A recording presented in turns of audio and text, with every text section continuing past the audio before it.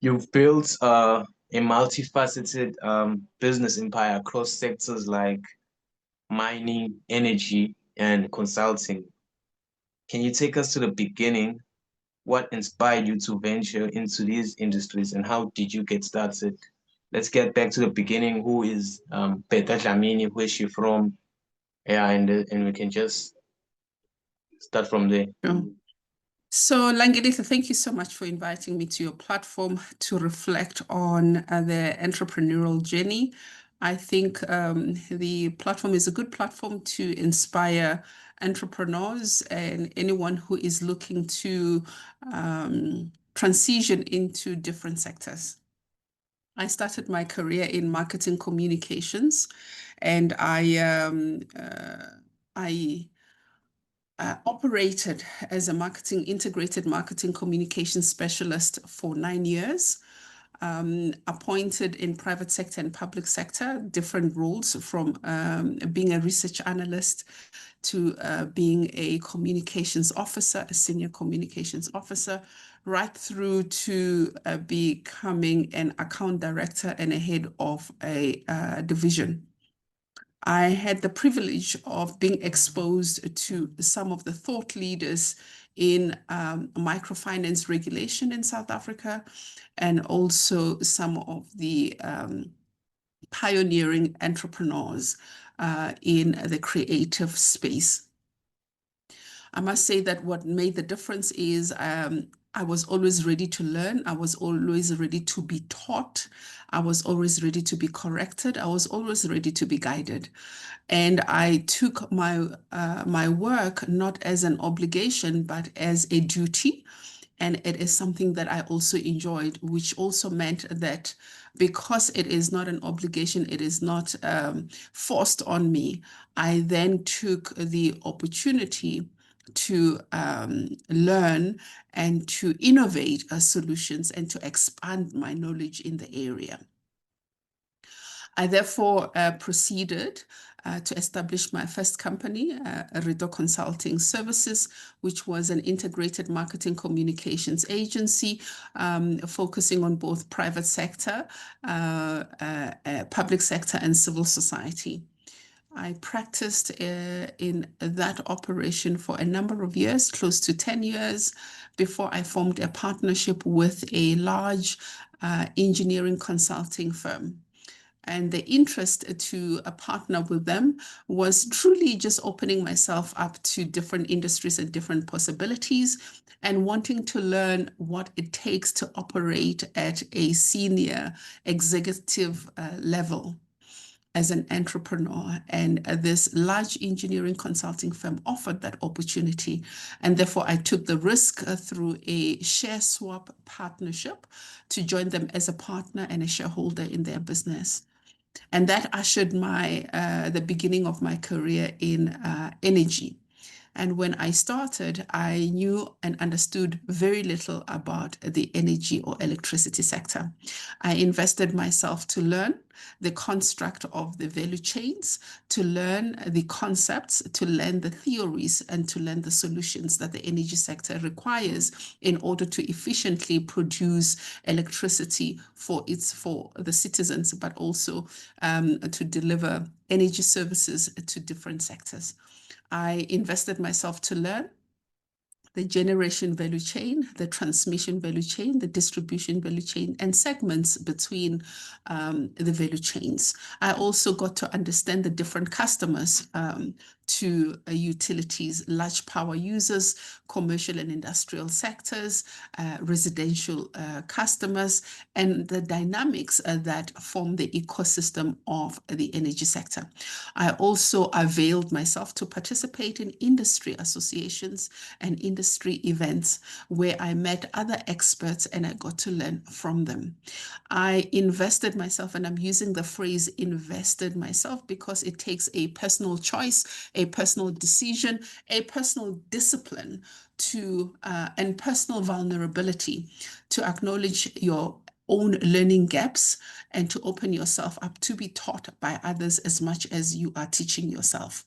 I made reading my friend, and so I researched and I read as if reading was my oxygen to catch up with those who were already in the industry, as I aspired to lead in the industry and not only just to play in the industry. And that's what started my career in energy. Fast forward to almost 10 years, 15 years later, I am a global advocate for gender mainstreaming and social inclusion in the energy space, with a footprint across the continent, and having spoken at a number of global platforms, advocating for Africa's energy transition, advocating for women in energy, and also innovating solutions that would progress that. There's a good book by Robert Kiyosaki called The Second Chance. It talks about the importance of, investing in tangible assets like real estate, energy, and mineral resources as a way to create like financial freedom, right? And escape the traditional limitations of the traditional system, which slash we call the 9 to 5.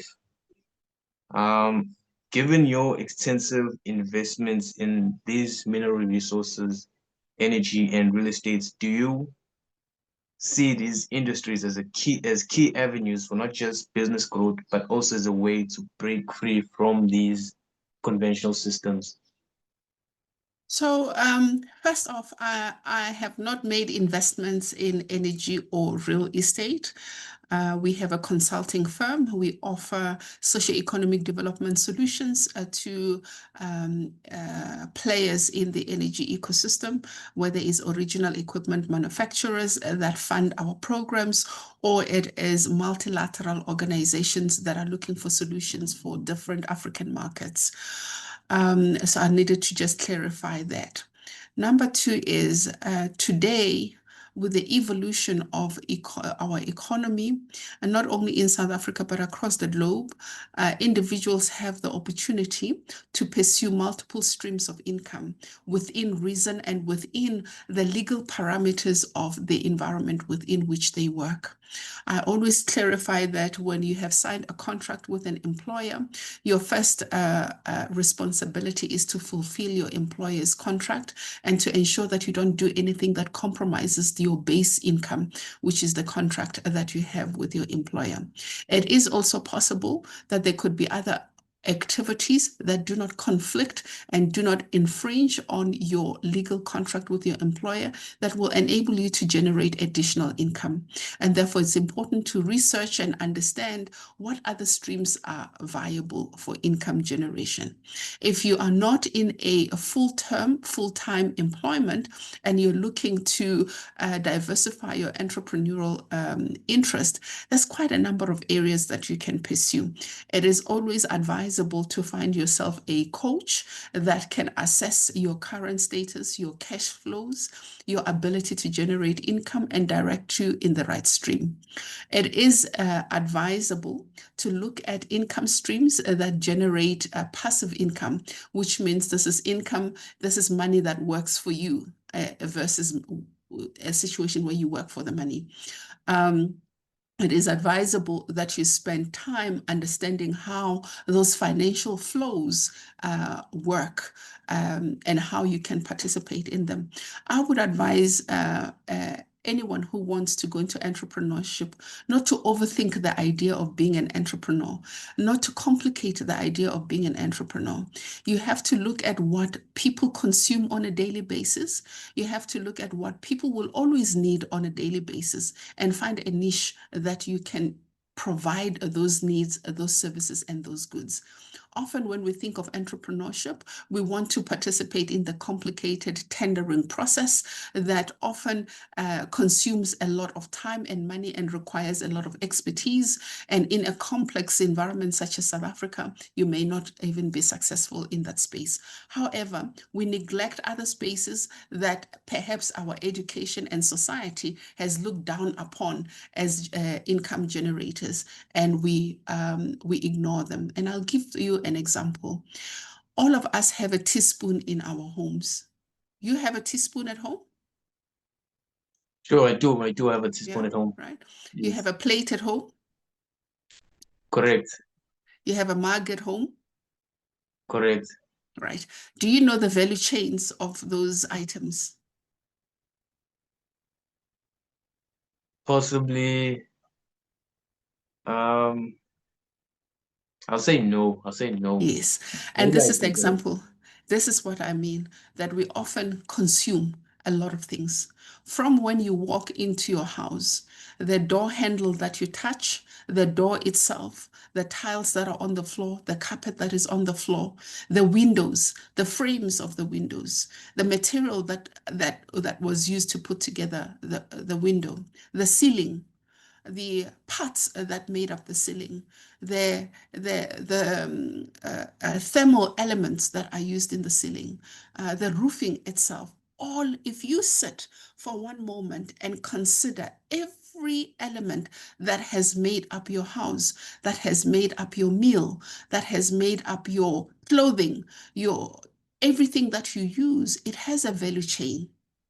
There is a manufacturing process, there is a logistics process, there is a retailing process, there is a marketing process, there is a services process.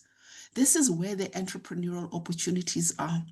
If we are not looking at those things that we use on a daily basis as potential entrepreneurial streams, as potential income generating streams, we are sleeping on opportunities.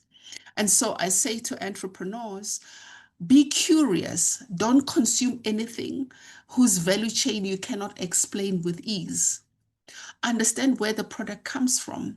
Understand who makes the products. Who knows? Therein you may discover an opportunity that you can play in the market. You may find that there are limited players in the market that offers you an opportunity to pursue those areas. And yes, property. Real estate offers an opportunity. Yes, buying stock or trading in stock or investing in stock offers an income generating opportunity for sure. But also we know that people are often looking for loans, for example. There are healthy micro lending businesses that are running, that are supporting people, that are complying to the law, that generate income. So you must always look at where the demand for services and goods are. Move away from the typical tendering process. Go to the hidden places. Cleaning services is something that people undermine because of the stigma that is associated with cleaning. However, it's an income generating business with high profit margins, and every business requires a cleaning service. Every business requires a pest control service. Every business requires a sanitary service. And those are the things, as an example, that we ignore. Yet we are sitting with a large base of unemployed people. We are sitting with a large base of cities that are requiring cleaning services, right, that are not granted. There is a huge opportunity in vegetation management, for example, that we don't often consider. There are huge opportunities in micro agriculture. Restaurants are always buying herbs, they're always buying vegetables, and they're not buying from large suppliers. They have one, two, or three reliable suppliers. It is a business, right? But we don't consider those because we are looking at grand scale entrepreneurship. The other advice that I may share with your listeners is start small. Start small, grow your base, grow your income base, and grow progressively. Don't start big and be overwhelmed. Start small, build structures that are sustainable. And that is how you can build an empire or a legacy. If you think about the youngsters that created a digital platform to help children with literacy, that's a gap that we have for our schools, right? The statistics are there. 90% of our scholars cannot read for meaning. There lies an opportunity for different solutions in different vernacular languages to help children as young as 4 to as old as 15 to read for meaning in a way that is relatable for them. So all I'm saying is we are sitting on opportunities, and we are not thinking about them because we have been conditioned to believe that to run a business, you must pursue something sophisticated. You must be a tenderpreneur. No. You must be a reliable person. You must work with integrity. You must have a work ethic. You must have a vision, and you must be able to satisfy your customers with good quality services and solutions. Thank you for the feedback and the extra notes you've given us with the audience. This year I had the privilege of meeting up with a very well-established business leader in South Africa, called Sarah Collins. And one of the things she mentioned is, business is tough. Like, most people don't understand it, especially in the South African landscape. Talking about resilience, now I'm just conceptualizing this conversation into the aspect of the resilience of African businesses. Went to her offices, taught me, a white person teaching a young black child, which is very important, teaching a young black child about the structure and the value chain of business, which you were just explaining now. We don't talk about these things, and I just want to just note a little note on the book called Who Moved My Cheese, right? So there's two rats, Scurry and Sniff, right? Who continue to search for cheese in a maze, right? While two humans, Ham and Haw, struggle with the emotions after their cheese disappears. Ham gives up, unable to overcome his emotional frustration, while Haw keeps moving forward in search of new opportunities. In your experience, especially within the Black business community, do you think many entrepreneurs fail because they either don't fully understand the money system, or despite understanding it, they let their emotions and short-term frustrations cloud their judgments, leading them to dismiss the long-term gains? How can entrepreneurs cultivate the resilience to keep on searching for opportunities and future gains rather than giving up when they hit challenges? There's also a good book called the Think and Grow Rich.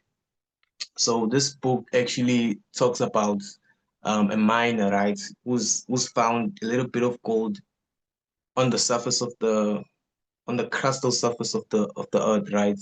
So he keeps digging and he finds a little bit of gold, but when he keeps on digging, the gold disappears.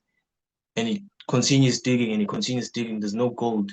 And he's like, oh, I wasted so much money digging up and looking for all these resources, but I'm not actually finding this gold. And he just like, I'm giving up. Yeah, yeah, man. And he sells this terrain or environment, right? So area to a person. And this person who actually acquires this land, he goes and hires engineers, geologists, mining engineers, and stuff like that to search for all this area using all these resources that they use, whether it's GIS or all these artificial stuff. And while this new guy who acquires the land, he continues searching just a few kilometers before this. Okay, this guy, right when he stopped digging, right, this other guy who acquired the land, you continued digging for a kilometer, and then he found the gold. So this thing of resilience in business is very important. I think when you're looking at Afrikaner schools, when you're looking at white schools, basically what they teach compared to the schools that public schools for an African child. So I'm just comparing the competitive edge that you get or you receive at an early age in these schools where they're playing rugby sports, or they're just going to camps, and you find group A and group B playing this type of sports where they're just pulling ropes from this side in the eastern side and in the western side. They're just competing every time. So when they actually complete their matric, they already have that competitive edge about them, right? I actually was looking at this also nice school called, I don't know, it's an Indian school basically, but at grade 2, they learn about business, they learn about pitching, they learn about resilience, they learn about competing with this guy here and this guy here in this area of education. And I just want you to touch on how very important, or how can we cultivate resilience in the African landscape, basically. Yeah. So first, let's use the book Who Moved My Cheese.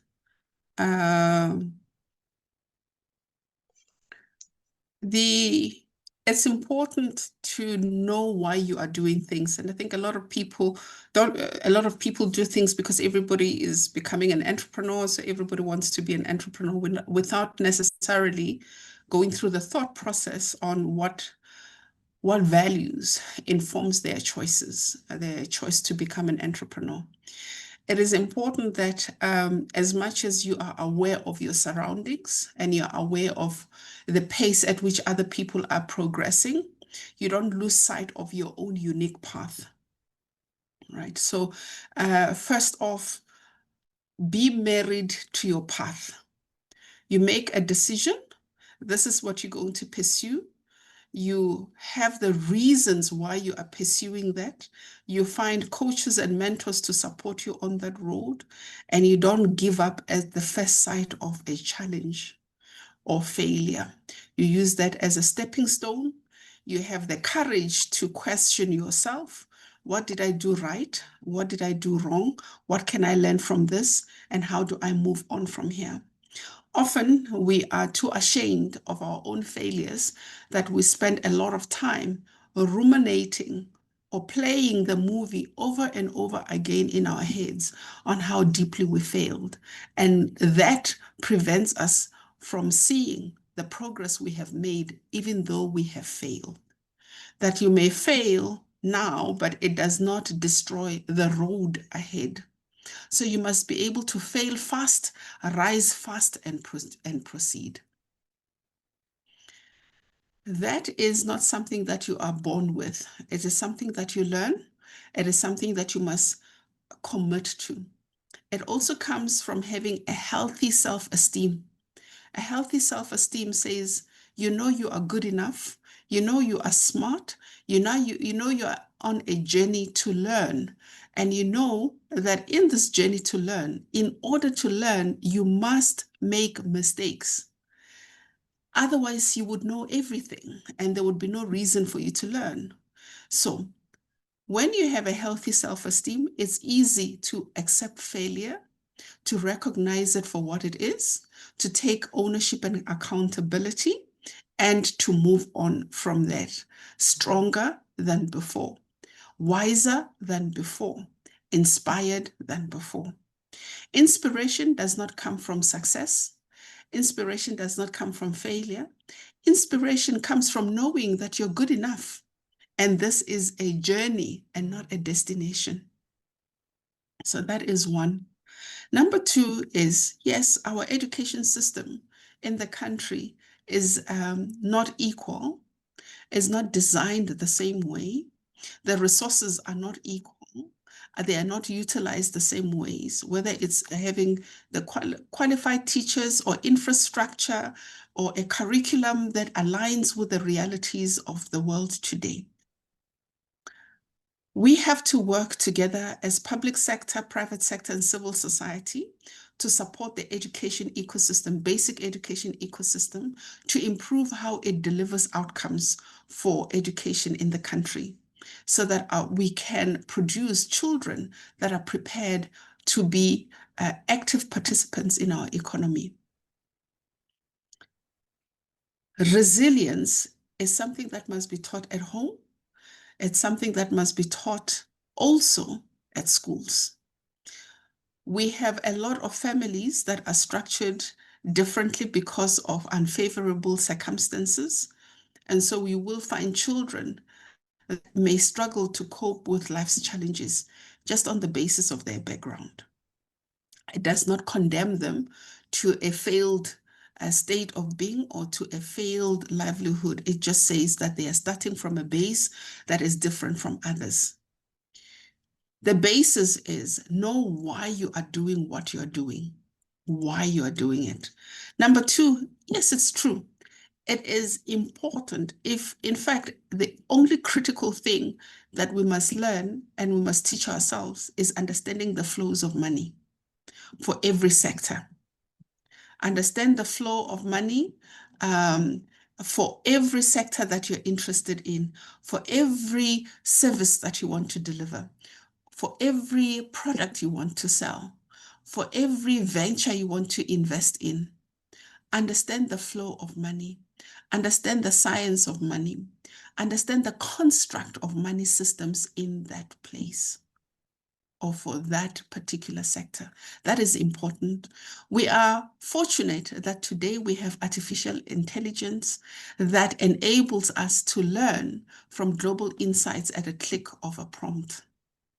And so it's important for youth today to master the use of artificial intelligence to complement their critical thinking. Artificial intelligence does not substitute education. It does not substitute you getting a degree. It does not substitute you mastering the course that you have elected to study. It complements how you master. And that's the difference we need to make, that we cannot relegate all the learning to artificial intelligence, but we can use it to assist us in mastering what we want to learn. So the benefit of having artificial intelligence platforms such as ChatGPT, Perplexity, Gemini, Deep Research, and all others, there's probably more than 100 platforms that serve different purposes. It is that knowledge is now at the tips of our fingers.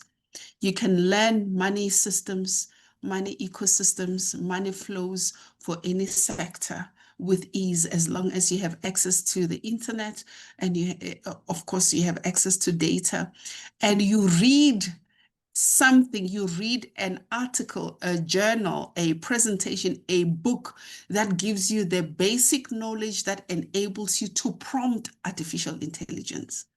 So you cannot go and sit on an artificial intelligence platform and expect it to give you all the answers. You, the critical thinker, must prompt it to give you answers to questions that you have already formulated. As the saying goes, when you craft the right question, you are 50% through solving the challenge. So without the knowledge, without the education, without the diploma, the degree, the honors degree, the master's degree, the PhD, you don't have the knowledge to use artificial intelligence. So that is an important message I believe all aspiring entrepreneurs and professionals and the youth must have. Right, and must understand about using artificial intelligence. It does not replace the necessity to be educated. Without the foundational education, you're not able to prompt it to give you the global insights, the local insights that you need. So that's one. And so, yes, just to close on the flows of money, it is absolutely important to understand the flow of money. If there's one thing that will guarantee your success is your mastery of flows of money in the sector that you want to operate in. You've been featured in various, just in closing off as a note, you've been featured in various news outlets discussing South Africa's ongoing power cuts 2 years back, I think, and the urgent need for alternative energy solutions. One of the key debates is around solar energy. While growing in popularity, still faces challenges in reliability compared to traditional sources like coal, which is often argued to be reliable and abundant.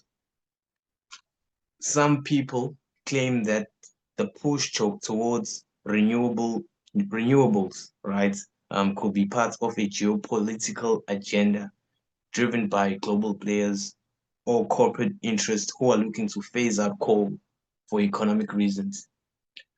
Do you think this narrative is being shaped by the external forces, or is the shift towards renewables generally in the best interest of South Africa's energy future, considering the complexities of energy security and economic growth?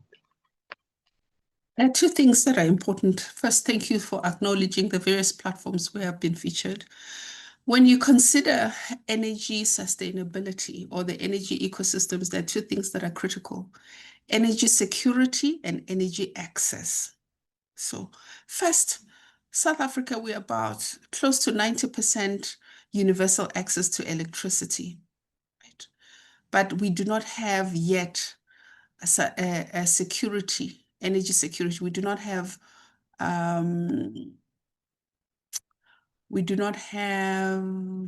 what's the word? I'm looking for a word to define it.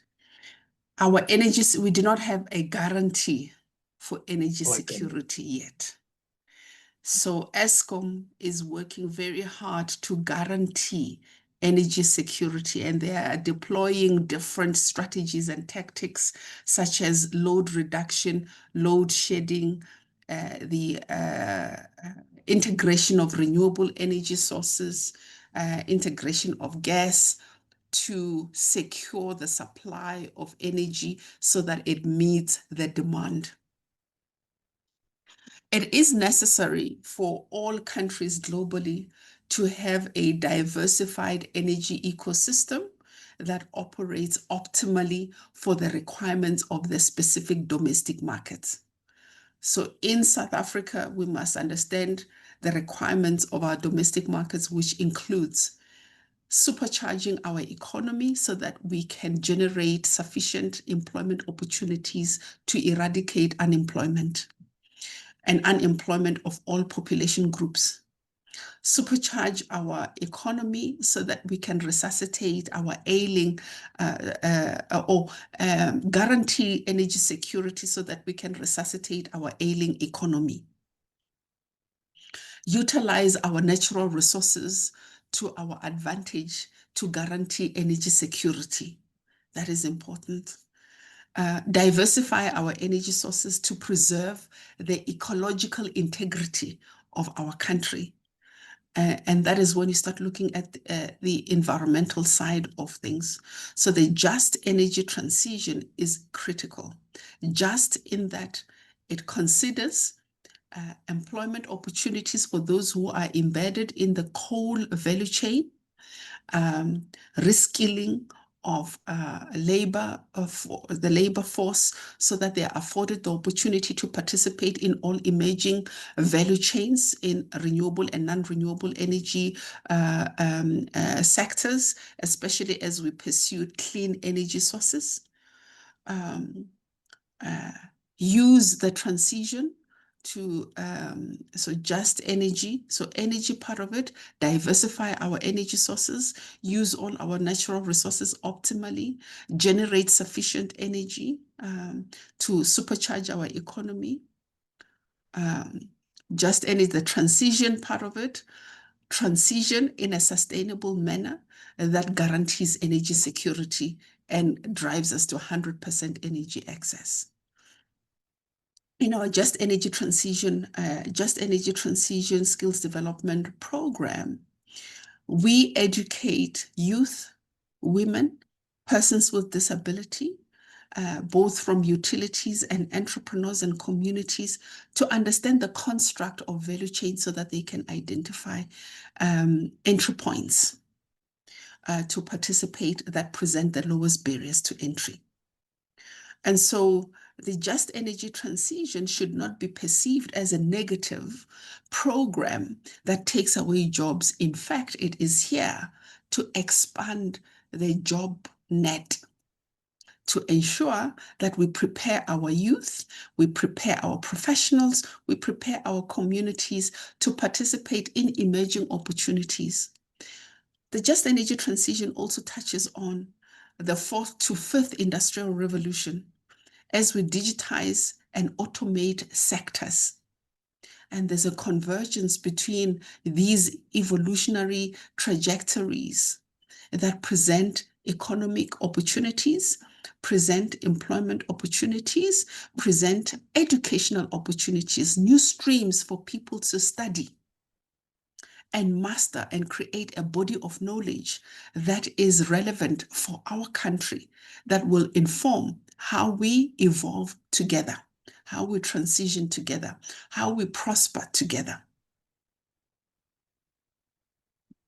So in basic terms, you're saying there's no solution. Solar panels, is not a solution for coal, basically. No, you can't say that. You can't say one technology is a solution for another technology, or one source of energy is a solution for another source of technology. They work together.